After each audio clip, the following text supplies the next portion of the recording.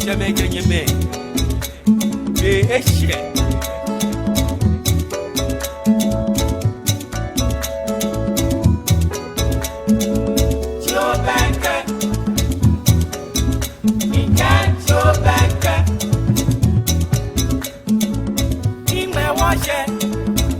You have bloody me by your fenye do my mean pay your can but you bank any fail money ban or da hog back becket, your home based TV no. Me money in can you obey and bedgy now the adenku can claim ni shini tane me potenji many equam your jugba ni onaka many here faithful in patade fair ke mama. No you want much young meta ake in here nasa and new looks and beauty clinic. Let you money a sign here, but then looking at fashion home. Le ekpe mama fefe ne hami Nales shoe collection le han inajian efe4 ke tashine agbene 8th avenue le we ke je wi mo so aba yu ehimo sani aka miti mo no aka pa bele benuele e ba mi ni maje bona fe ni mi achi ojugba ni fe mo ni le me sure no ojugba ji go star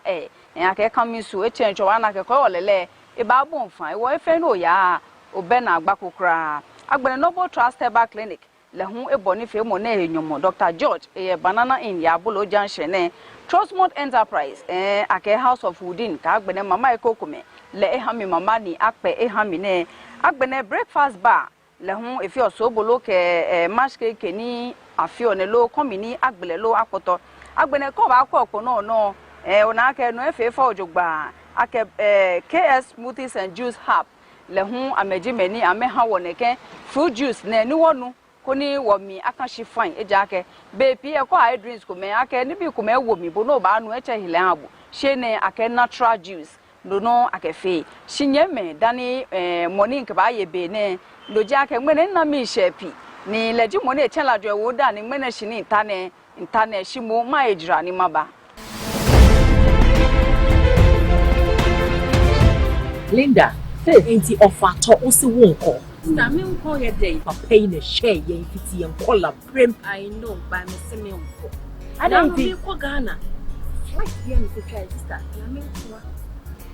what about say that was wa kofu play be a play no and na me nyame an asema o kan say amfa kwan you will play no will play if it's a play now kofu you na afena pilot to force and for afena mu sheki na say am yire ewo ye ame koto me body na me fa koye asubem boko na de me kodu ye koto me body asubem sabai sabreno enwane Costa Airlines yes Ghana ni airline no Ghana ni airline to me John Little men come for the phone men come for the mawa na che se be awu ni wo busi afo ina enwane Costa ni booking ya de enwane so better mo phone na wa www.flygoldstar.com Goldstar Airline Ways of Ghana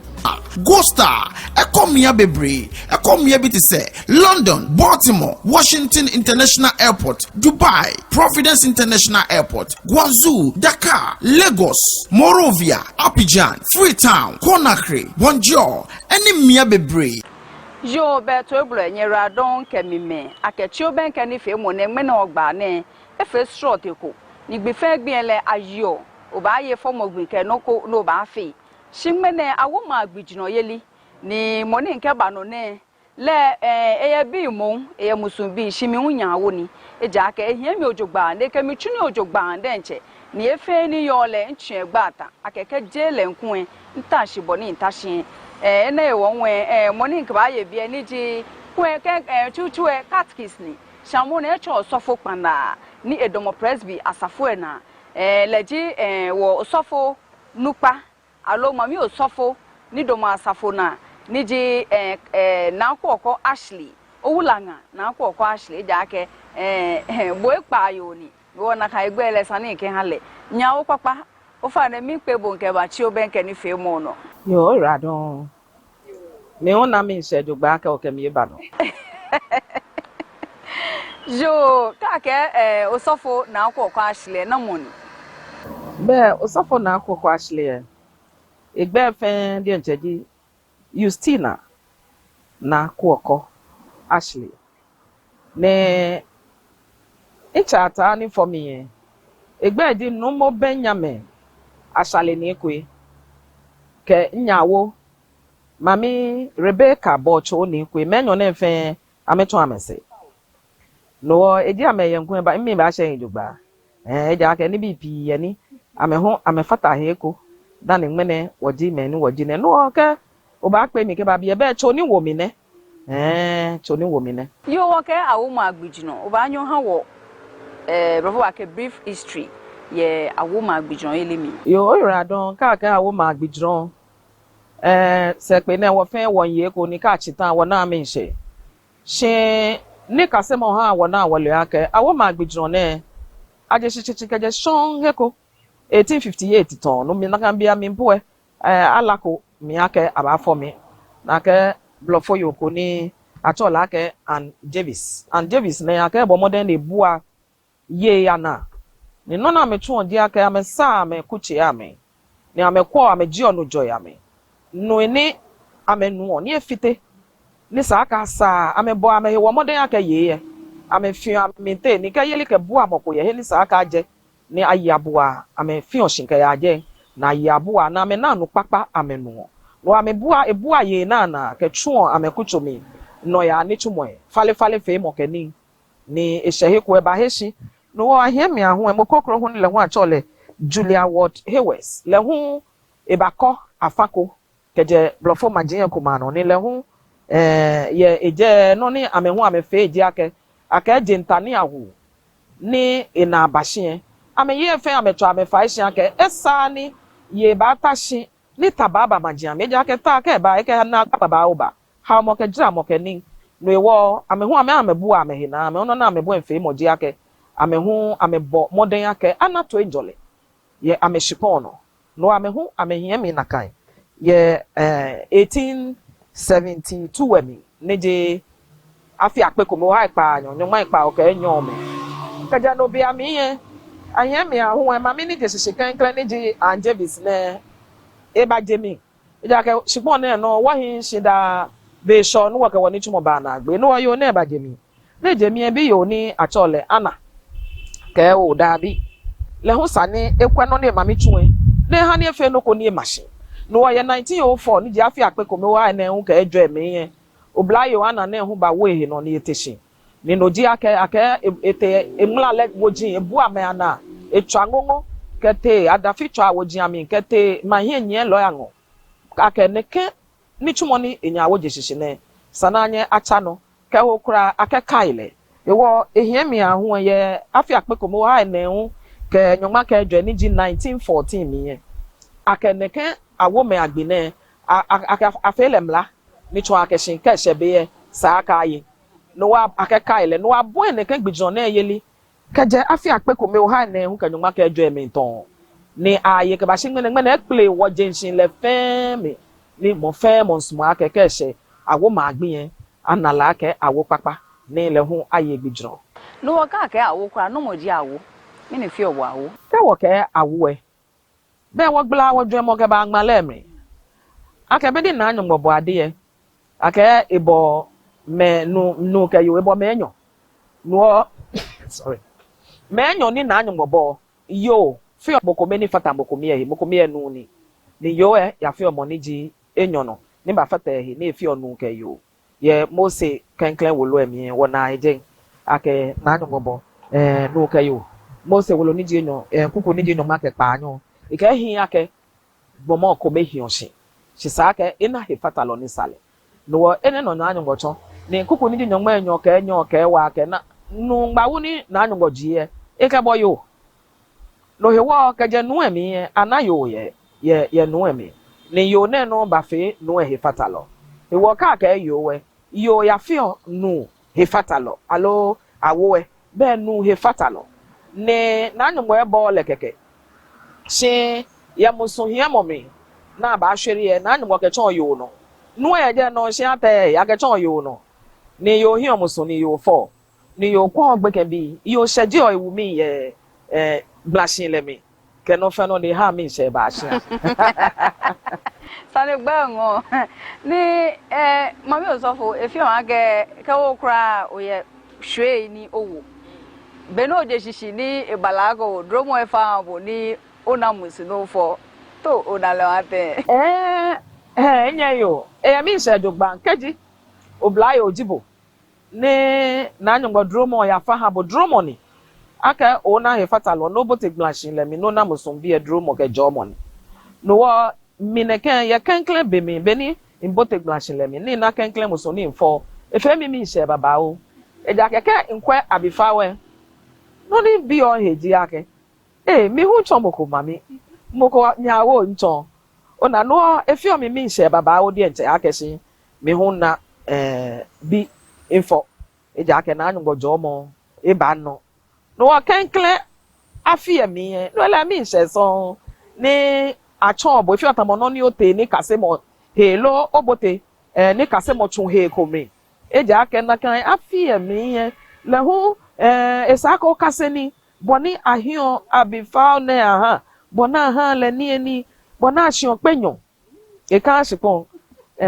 nyon pe si yen fe fatahi ni gbekene ote wo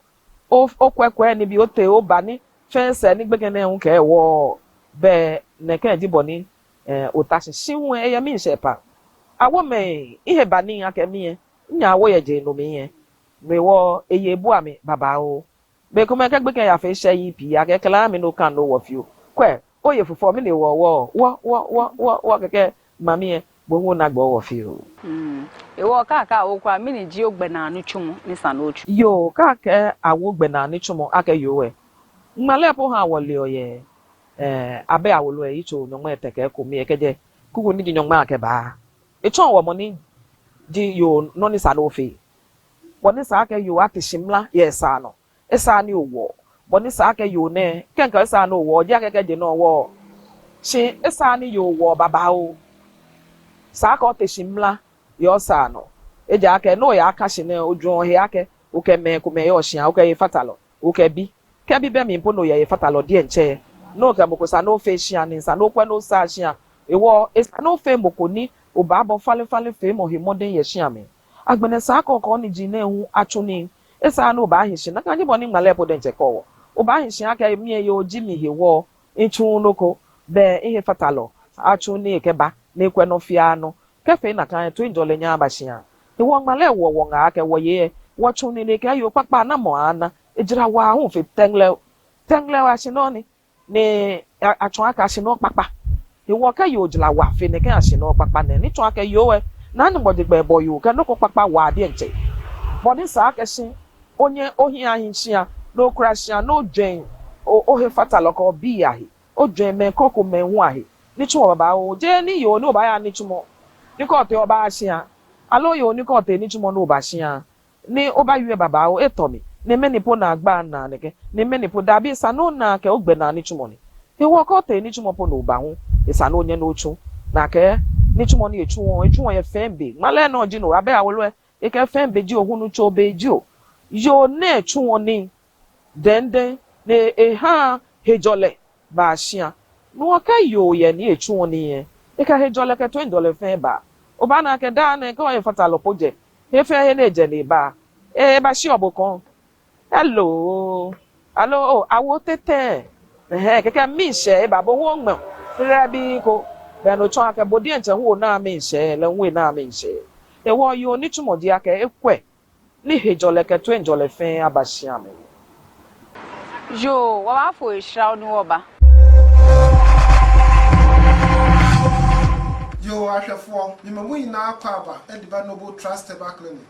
mi amika say ye frame Dr. George Donko mi na me da Noble Trust Herbal Clinic anu Noble Trust Herbal Clinic yaji abasobo de bebre yaji best heart disease treatment center of the year yaji best liver disease treatment center of the year na the overall na nkasa efen overall best herbal clinic of the year no and also Noble Trust Herbal Clinic yaji yahwe yarwo bi ti say akoma mu ohaw stroke obi opa wo brebo mu ohaw anase bema ontumi endun so ya e friend prostate mu ohaw embi awo yo ba wo dem de woni urehye mu a na ohun suo no asaba ana uti paiwo na wo ha no uti ne paiwo no enfri uti no na mu efri ne pedua na kwa afoforo se bia wakoma anasa obrebo anasa fever bimpo na achew oba Noble Trust Herbal Clinic ye di modern infidie ana modern technology na ye di hwehwe ni pedua no mu je ye be hunu ni ye di bibidura nam ye di ahwew na bibia aye kama ama yani aye lab ye twa ECG ana ye twa scan na we aso ye depend on the condition of the baba eni ye be ade ama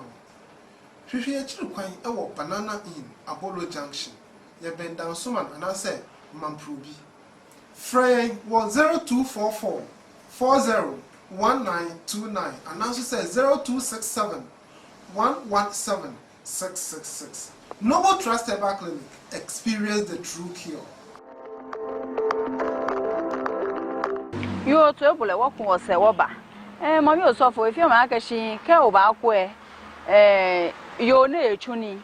Now, Benenwe, a crabby, a shian. Nekani bi enyo neto ba fete no kurale ake ojijo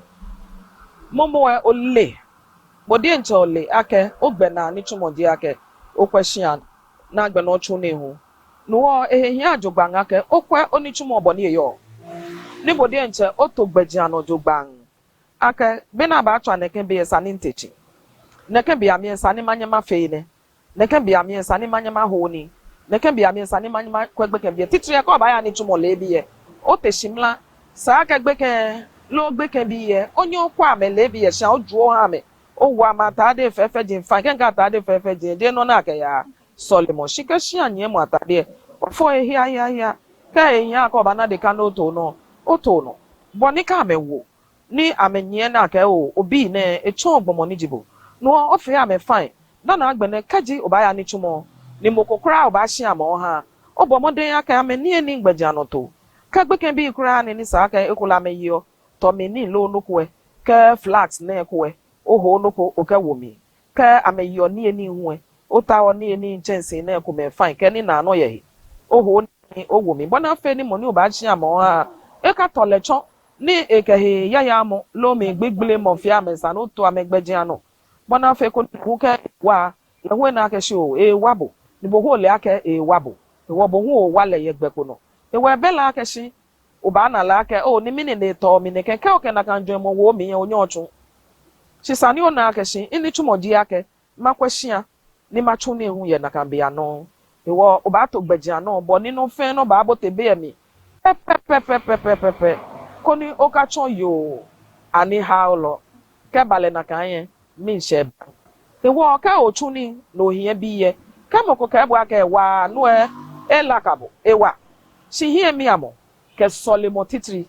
be fe beni oba ka shene aka awo sa no onyo soli o solo ha o fatalo ko bi fe ko ni chumo ke bo no ji opo no ya no ba mi sa ko soli ja ke ye wo ke ka baba o pe o ye gbe short ya no shi nanu mo konkon jino ni yobu awo ko ke solimo fata hie oba chuni o na ke o chunoko ni wa shikaji o ya fe mo ko ni o da mo ncho ni no fi obo ahun to nu e da ne o ba ye nkomo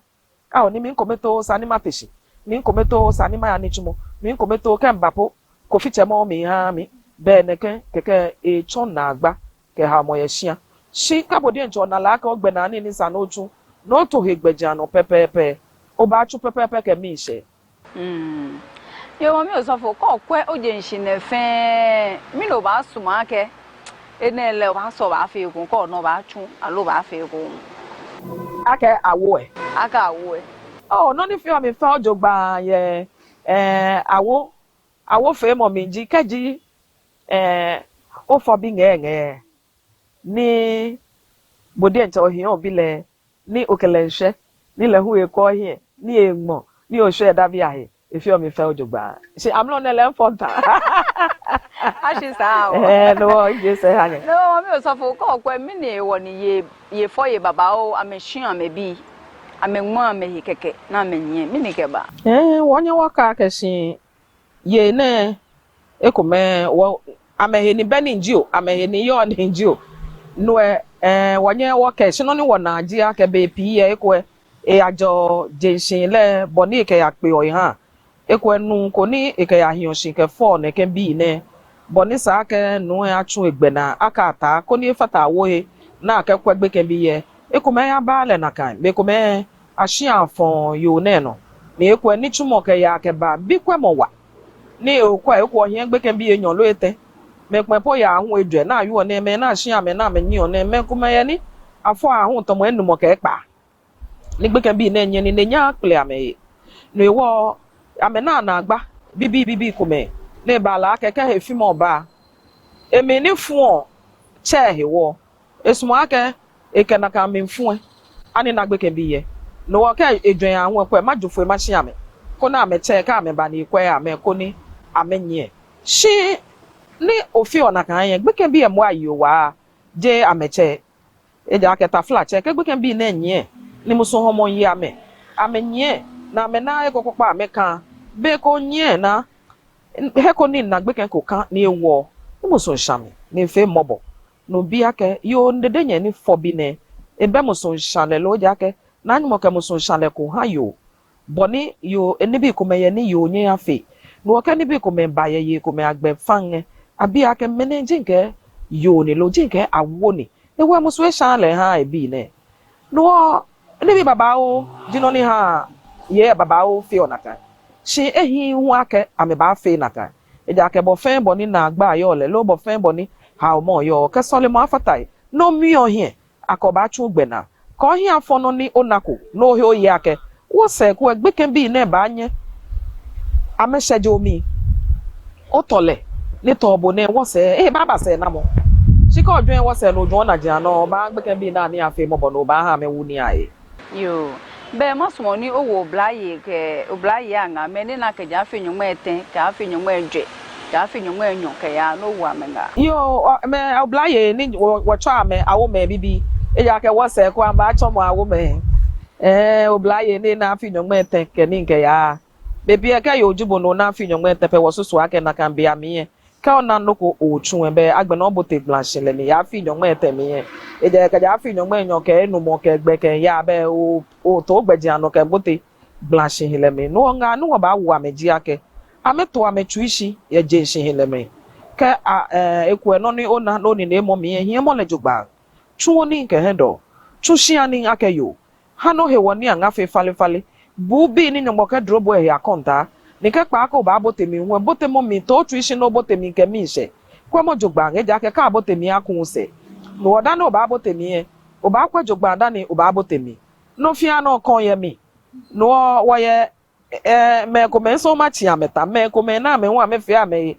adesan shi kon di ame e wo ka kwa jogba ni oni ne yadu na ka mo e ko no kele bote glass ne mi e be o mi se fe eju yo de no esa no mi ohie no to okwa gbaji ano do kwa manjogba dani obotemi ni ko obotemi botemo mi ke mi se no ko odwe mo fe abotemi mmene oblaye ni eba ameka ya hi aklowa ko memi no e ma na mi to aklowa ko ko ye ko klo je shin ne papa ni hi shi ye he ko me ko he mo ka yili ke mi se fe ya hi shi ake awo ni wo so ba da ba chongbo mo wulu na nyu mo ja ke na nyu mo jo mo ba bo no ni bi wujin jino ni oba fe no amlo ne ko na no ko ni o na le jogba nge ko mo le jogba dani o ko he awomi ne amehi ammeshi ani chumoyo makan aka ngone fi awo maguju ne ko lo emeni oba ngame lo yo o iradon be o hani o hani ni eja ke enya wo awo papa awo ni ka ehie komiko me ye eke bu ba aja ni ko ba po ni ekwe bo ni ye yo ni ehie eke bu eke fe ya ke no awela awo ni na nyumo ke susumato ni ehale hejole shi onupa ebu abe na me ke shi ke ngasha eso nga chichi no awo be mo shi awo koklo ye no nya awo man lidia ye da kuma ye da kuma ye heni afi prayer tari ye anti lidia quality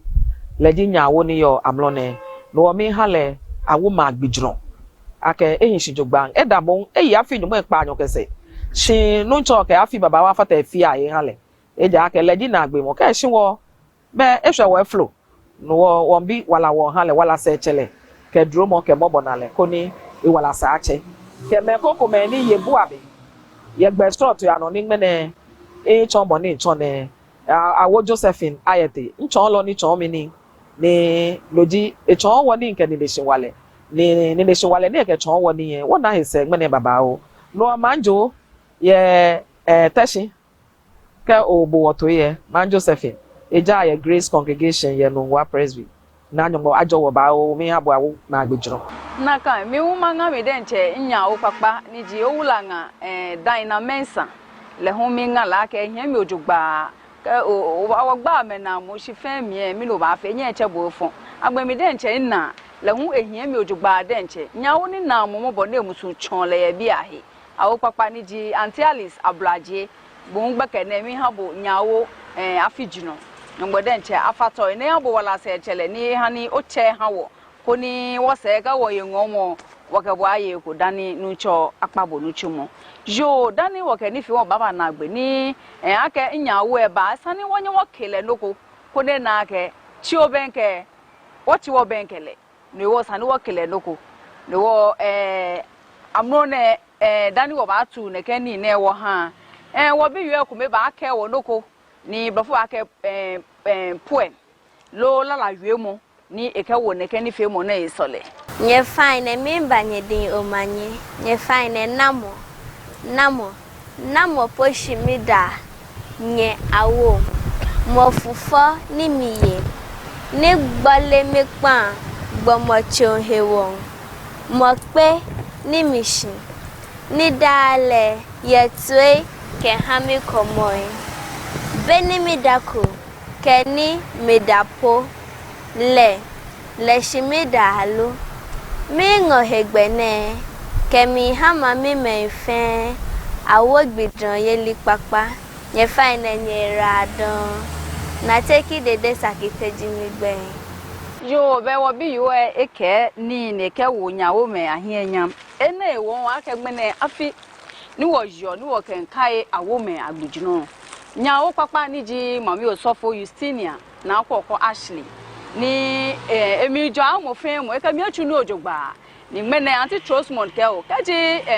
nyawo ne ba isa ne ba shile na kana ojigo she madake ewo indomochio benke ni fe mo no ke Home Base TV ni chulo efe ana ke me fe ni ke iyo ne ke be ne ni wontu ne ke ni ke ni ne wo ke habo ake awo papa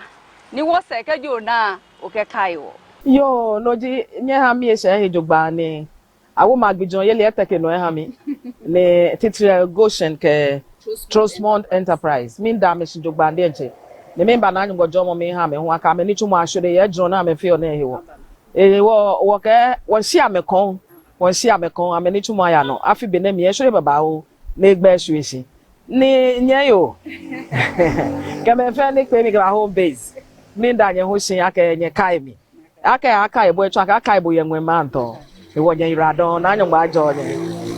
yo man bi eje ni bi enwe wo keba sure ni money nke ye be ni ji wo mami osofo Justinia na akoko Ashley ni nke eleji money mini ha ni ji boni ijine ko to otu shishi oba sheshon mene wo ko le ngbele ni mi dale shiwa ake ni nchele eku eshi eba ake awo ni mopoteni sa miji New Looks and Beauty Clinic eyela pogas jeme ko sheje no ba na ishapo eje magbene lukina fashion home le hu yeteshita bibia no Nales shoe collection eye Family Health Hospital le masetutu agbene East Avenue le hu yeteshi bush road de Go Star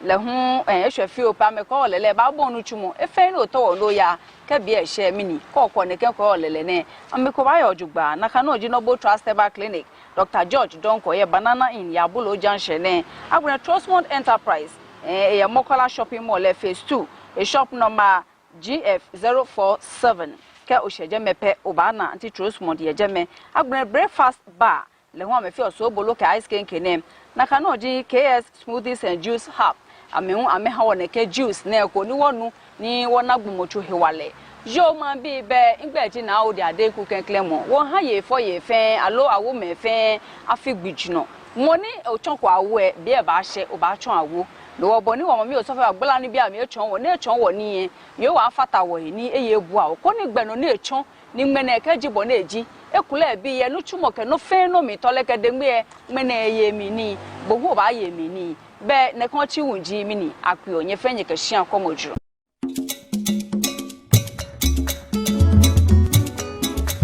Oh, Jamaican, you may be a shit.